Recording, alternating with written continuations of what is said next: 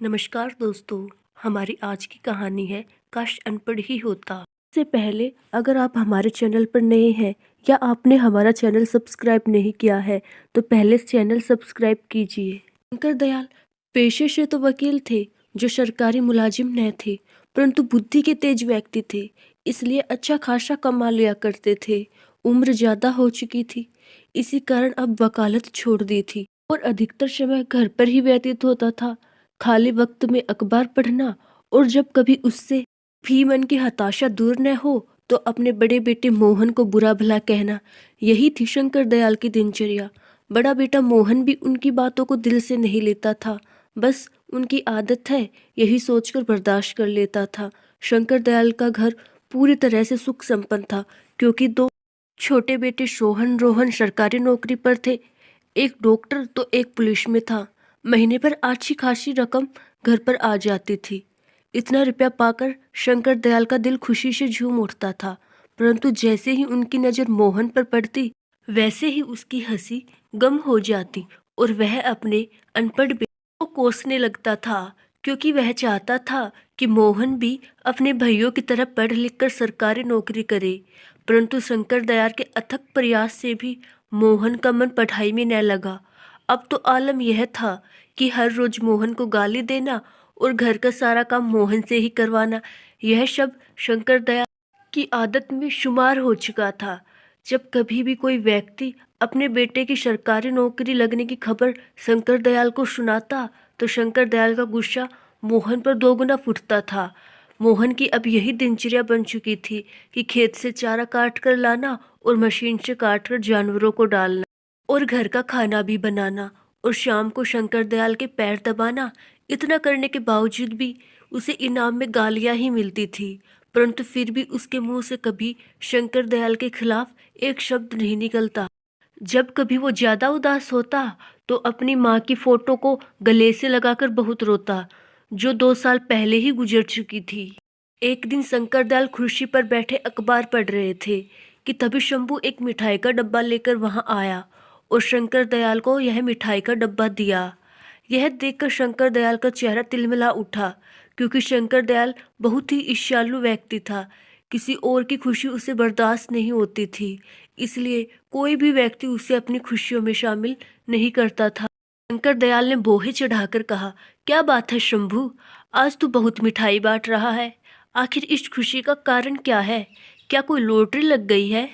शंभू ने प्रति उत्तर में कहा, बात यह है कि भैया, आज मेरे बेटे की पुलिस में नौकरी लग गई है। शंकर दयाल ने शंभू को अचरज भरी निगाहों से देखते हुए पूछा, क्या कह रहे हो? तुम्हारे बेटे की नौकरी लग गई है? वही बेटा जो 12वीं में लुढ़कते लुढ़कते बचा, वो आज पुलिस वाला बन गया है। अरे, हमें तो विश्वास ही नहीं होता है कि उसकी भी नौकरी लग सकती है। शंभू ने नरम भाव से कहा, हाँ भैया, उसकी ही नौकरी लग गई है, बस सब ऊपर वाले की कृपा है। आज मेरा बेटा पुलिस वाला बन गया है। इस खुशी में आज हम लड्डू बांट रहे हैं। तब तक मोहन भी वहां आ चुका था। शंभू ने मोहन को देखकर डब्बे में से एक लड्डू निकालकर मोहन को देते हुए कहा, बेटा, आज बड़ी खुशी की बात है। तुम्हारा दोस्त रवि आज पुलिस वाला बन गया है। यह सुनकर मोहन खुशी से झूम उठा और खुश होकर शंभू से पूछा, क्या काका, सच में मेरा दोस्त पुलिस वाला बन गया है? तभी शंकर दयाल ने मोहन को घूरकर देखा तो मोहन झटपटाकर एक कोने में खड़ा हो गया। शंकर दयाल ने आंखें गुर्रेर कर मोहन की तरफ देखते हुए कहा, देख ले, एक वो है जो पुलिस में लग गया और एक तू जो भैंसे चराता है। कितनी बार तुझको समझाया कि पढ़ ले, तूने मेरी हरगिज न मानी। अरे तू तो बस इस धरती के लिए बोझ है, इससे ज्यादा और कुछ नहीं समझा। शंभू को यह देखकर मोहन पर तरस आ गया। उसने नरम स्वभाव में शंकर दयाल से कहा, अरे भैया, क्यों बुरा भला कह रहे हो मोहन को? अरे उसका मन पढ़ाई में नहीं लगा तो नहीं लगा, इस तरह आप इसे बुरा भला क्यों कहते रहते हो? आप अगर मेरी मानो तो आप मोहन की शादी करा दो। घर में बहू आएगी तो आपका भी ख्याल रखेगी और मोहन का भी ख्याल रखेगी। शंकर दयाल ने मोहन की तरफ देखा और फिर शंभू से कहा, अरे इस अभागे को कौन ब्याहेगा? अपनी बेटी इससे शादी करने के लिए पहले वो अपनी बेटी को न जहर दे दे। शंभू ने प्रत्युत्तर में कहा, अरे क्यों नहीं, हमारे साले की बिटिया है रज्जो, अगर आप राजी हो जाओ तो रिश्ते की बात चलाएं। शंकर दयाल ने शंभू की बात को नकारते हुए कहा, नहीं नहीं, वो तो बिल्कुल अनपढ़ है और मैं इसी एक अनपढ़ को बड़ी मुश्किल से बर्दाश्त कर पाता हूँ, उसे कैसे कर पाऊंगा। शंभू ने जवाब दिया, अरे आप भी कमाल करते हो, अब मोहन जितना पढ़ा लिखा है उतनी ही पढ़ी लिखी बिटिया मिलेगी। मेरी मानो तो फिर एक बार सोच लो, बिटिया बहुत कमेरी है, घर का सारा काम अकेले ही कर लिया करेगी। शंकर दयाल ने कहा, अरे ऐसे तो इसका ब्याह कब का हो चुका होता। अरे हम अपने घर में अनपढ़ लोगों को तो बिल्कुल भी बर्दाश्त नहीं कर पाएंगे। और तुम इसकी चिंता छोड़ो, ये तो है ही धरती का बोझ, पड़ा पड़ा खाता रहता है। कभी कभी तो हमें लगता है काश ये हुआ ही न होता तो मेरे दिल को बड़ी तसल्ली मिल जाती। शंभू ने शंकर दयाल को समझाते हुए कहा, ऐसे मत बोलो, लड़का सयाना हो चुका है, कहीं आपकी बातों में आकर कुछ उल्टा सीधा कर लिया तो। शंकर ने जवाब दिया, अरे कर ले जाके, तो क्या फर्क पड़ेगा हम पर। अरे हमारे तो दो दो पट्टे कमा रहे हैं, अरे कल मरे तो आज मर जाए, कम से कम धरती पर बोझ तो कम होगा। शंकर दयाल की एक एक बात मोहन को अंदर तक तोड़ रही थी। आज उसकी हिम्मत जवाब दे चुकी थी। आज उसने अपने जीवन को खत्म करने का अंतिम निर्णय ले लिया था। आज उसने एक बड़ी सी रस्सी ले ली और चारा लेने के बहाने घर से निकल गया और खेत पर खड़े नीम के पेड़ पर उसने फांसी लगा ली। जब रात अधिक हो गई और मोहन घर वापस नहीं लौटा तो शंकर दयाल ने आस पड़ोस में पता किया। पता करने पर पता चला कि वह खेत से चारा लेकर वापस ही नहीं आया था। अब शंकर दयाल खेत पर गए, वहां पर नीम के पेड़ की तरफ देखकर सन्न रह गए, क्योंकि नीम के पेड़ पर मोहन की लाश झूल रही थी। गांव के लोगों की भीड़ एकत्रित हो गई और वहां उपस्थित लोगों ने मोहन की लाश को नीम के पेड़ से नीचे उतारा और उसका क्रियाक्रम किया। परंतु इतना कुछ होने के बावजूद शंकर दयाल पर इसका कोई प्रभाव नहीं पड़ा। वह पहले की तरह ही जिंदगी जीने लगा। वक्त धीरे धीरे गुजरता गया। उसके दोनों बेटों की शादी हो चुकी थी। जो बेटा डॉक्टर था उसकी पत्नी भी डॉक्टर, और जो बेटा पुलिस में था उसकी पत्नी पुलिस वाली। समय के साथ साथ शंकर दयाल की उम्र काफी ढल चुकी थी। उसके हाथ पैर उसका साथ नहीं देते।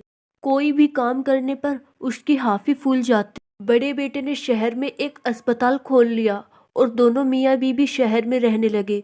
कुछ दिनों बाद छोटे बेटे की भी पोस्टिंग दूसरे शहर में हो गई तो उसने अपनी पत्नी की भी पोस्टिंग उसी शहर में करवा ली। अब दोनों ही मियाँ बीवी जाने की तैयारी में जुट गए। तभी शंकर दयाल वहां आकर अपने छोटे बेटे रोहन से कहा, बेटा, बड़े बेटे और बहू हमें छोड़कर चले गए, अब तुम लोग भी जा रहे हो, हम अकेले यहाँ कैसे रहेंगे। ऐसा करो, हमें भी अपने साथ लेते चलो। रोहन ने प्रति उत्तर में कहा, बापू आप जानते तो है, शहर का वास्ता है, सभी लोग खुद किराए पर रह रहे हैं और आपको कैसे रखेंगे। वैसे भी बापू, हमारे पास ये इतना बड़ा घर, इसे किसके हवाले छोड़कर जाएंगे। शंकर दयाल ने निवेदन किया, बेटा, इतने बड़े घर में मैं अकेला रहकर क्या करूँगा। अरे मुझसे तो कुछ किया भी नहीं जाता है, मेरी देखभाल कौन करेगा। रोहन ने शंकर दयाल को समझाते हुए कहा, बापू आप चिंता मत करो, मैं इस घर को बेचकर शहर में एक नया घर लेता हूँ। बस यहाँ ये घर बेचेंगे और वहाँ नया घर खरीद लेंगे। हाँ बापू, ये ही 2-4 दिन में सेठ इस घर को खरीदने आएगा। आप घर के कागजात पर साइन कर देना और सेठ से 3 लाख रुपए भी ले लेना और शहर चले आना। और जब शहर पहुंच जाओ तो ये रहा मेरा नंबर, हमें कॉल कर देना, मैं तुम्हें लेने आ जाऊंगा। आप चिंता मत करो, बस 2-4 दिन की ही तो बात है।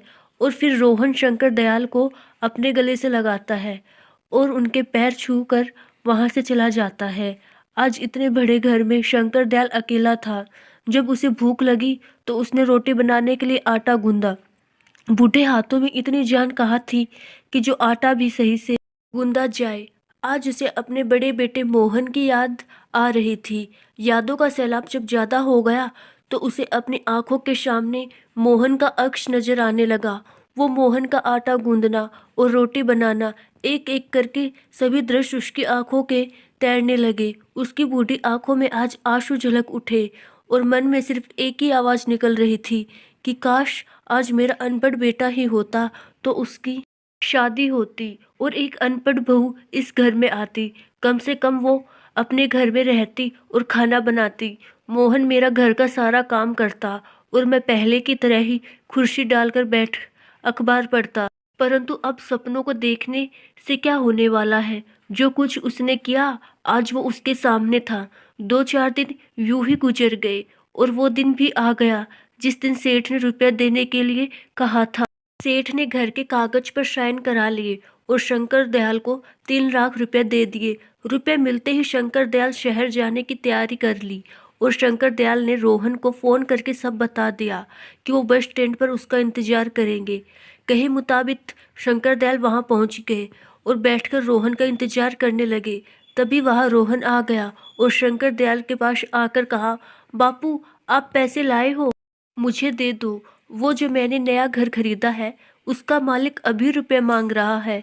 अगर मैंने उसे अभी रुपये नहीं दिए तो वो अपना घर किसी और को बेच देगा। शंकर दयाल ने रुपयों का बैग झटपट से रोहन को दे दिया। रोहन ने रुपया लेकर शंकर दयाल से कहा, बापू आप यहीं बैठो, मैं सेठ को अभी रुपया देकर आता हूँ। और रोहन अपने बापू को वहीं बैठाकर रुपया लेकर वहां से चला गया और शंकर दयाल वहीं बैठकर उसका इंतजार करने लगे। समय धीरे धीरे काफी बीत चुका था परंतु रोहन अभी तक वापस नहीं आया था। शाम होने को थी। शंकर दयाल बहुत ही चिंतित था कि रोहन अभी तक नहीं आया, उससे रहा नहीं गया। तो उसने एक राहगीर से वही फोन नंबर लगवाया जो उसे रोहन ने दिया था, परंतु फोन भी स्विच ऑफ आ रहा था। अब शंकर दयाल की चिंता और भी अधिक बढ़ चुकी थी। वो हताश बैठा हुआ ही था कि तभी उसे एक मोटरसाइकिल आते हुए दिखाई दी जिस पर रोहन बैठा हुआ था। वह दूर से ही रोहन को आवाज लगाने लगा परंतु रोहन शंकर दयाल को पास से देखता हुआ निकल गया। आज रोहन ने उसे बहुत बड़ा धोखा दे दिया था। उसकी उम्मीद शंकर दयाल को बिल्कुल भी न थी। अब शंकर दयाल वहीं बैठकर रोने लगा। अब अंधेरा काफी ढल चुका था। शंकर दयाल के पास 100 रुपए थे जो उसके घर वापस आने के किराए के लिए उपयुक्त थे। शंकर दयाल बस में बैठकर घर आ गया। घर क्या, गांव आ गया, क्योंकि अब घर तो सेठ का हो चुका था। अब उसके पास घर नहीं था तो रात को अकेले गांव की चौपाल पर बैठकर काफी देर तक रोता रहा। फिर अपने आंसू को पोंछकर उठा और हाथ में एक रस्सी लेकर उसी नीम के पेड़ के पास गया जहां मोहन ने आत्महत्या की थी। उसी पेड़ के नीचे बैठ के दहाड़े मारकर रोने लगा और रोते हुए कहा, बेटा मोहन आज मेरे लिए खाना बनाने वाला कोई नहीं है। आज तेरा बाप इतना बूढ़ा हो गया कि अपने हाथों से अपने लिए खाना भी नहीं बना पाता है। आज बहुत अरसे हो गए तेरे हाथ का खाना खाए। आज फिर से तेरा बाप तेरे हाथ का खाना खाना चाहता है। खिलाएगा न बेटा? आज तेरा बाप तेरे घर खाना खाने आ रहा है। तू अपने इस अभागे बाप को अपने घर में स्वीकार करेगा ना? कहीं अपने भइयों की तरह मुझे निकाल मत देना। इतना कहते कहते वह फूट फूट कर रोने लगा और अंत में उसी नीम के पेड़ पर रस्सी डालकर फांसी लगा ली। 5-6 मिनट तक वह फड़फड़ाया और फिर एकदम शांत पड़ गया। उसकी गर्दन नीचे को लटक गई और वही अंतिम धाम को चला गया। दोस्तों, आशा करती हूँ आपको हमारी कहानी जरूर पसंद आई होगी। ऐसी ही अच्छी अच्छी कहानियाँ सुनने के लिए मेरा चैनल सब्सक्राइब जरूर कीजिएगा। धन्यवाद।